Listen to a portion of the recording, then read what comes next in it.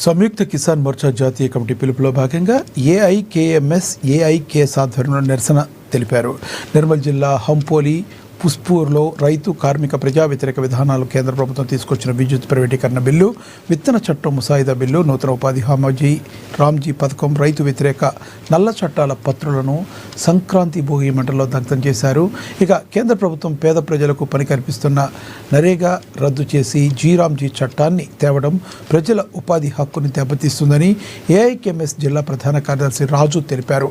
కార్పొరేట్లకు అనుకూలంగా విత్తన బిల్లు, విద్యుత్ బిల్లులను రూపొందించని విమర్శించారు.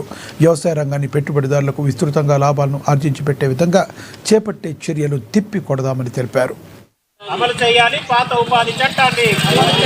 దేశవ్యాప్తంగా ఉపాధి హామీ చట్టాన్ని కేంద్ర ప్రభుత్వం రద్దు చేసి రామ్జీ చట్టాన్ని తీసుకురావడం వల్ల పాత ఉపాధి కార్మికులు అందరూ నష్టపోతారు. కాబట్టి పాత చట్టాన్ని ఉంచి ఏదైతే దాన్ని రద్దు చేయాలని మేము ఉపాధి కార్మికులకు చట్టం ప్రకారం ఇవ్వాలని చెప్పేసి గ్యారంటీ అనేది తీసివేయడం జరిగింది.